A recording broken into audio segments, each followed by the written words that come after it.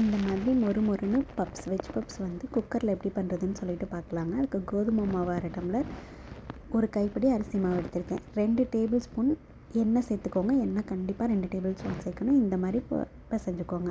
இப்போ தண்ணி விட்டு சப்பாத்தி மாவு மாதிரி இந்த மாதிரி சாஃப்டாக பிசைஞ்சுக்கோங்க. அடுத்து ஸ்டஃபிங் ரெடி பண்ணிக்கலாம். எண்ணெய் ஊற்றிக்கோங்க. சோம்பு, ஜீரகம் போட்டுக்கோங்க. வெங்காயம் போட்டு நல்லா வதக்கிக்கோங்க.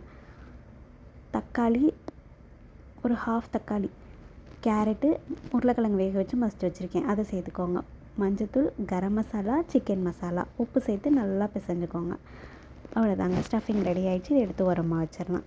இப்போ நம்ம பிசைஞ்சு வச்சுருக்க மாவு ரொம்ப நல்லா சாஃப்ட் ஆகிடுச்சு. இதை இன்னும் நல்லா அழுத்தம் கொடுத்து நல்லா தேய்ச்சிக்கோங்க.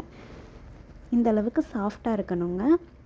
இப்போது இதை வந்து 4 பீஸஸாக போட்டுக்கலாம். நான் எடுத்த அளவுக்கு 4 சமோசா வருது.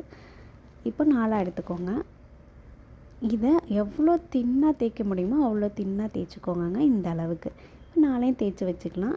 இப்போ இது மேலே பட்டர் தடவி நம்ம வச்சுருக்க மாவு இல்லையா, கோதுமை மாவு இல்லைன்னா அரிசி மாவு, இதை அதுக்கு மேலே ஸ்ப்ரிங்கிள் பண்ணிக்கோங்க. அதுக்கு மேலே நம்ம தேய்ச்சி வச்சுருக்க இன்னொரு சப்பாத்தி எடுத்து வச்சுக்கலாம்.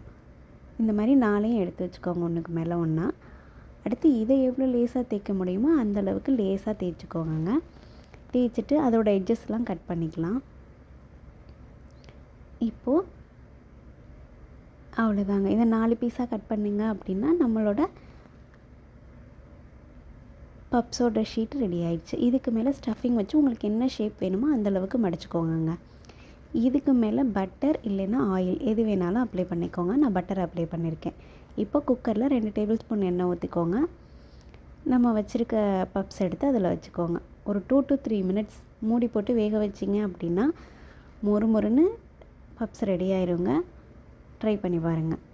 நான் கட் பண்ணி கூட காமிச்சிருக்கேன், எவ்வளோ அழகாக வெந்திருக்குன்னு பாருங்கள்.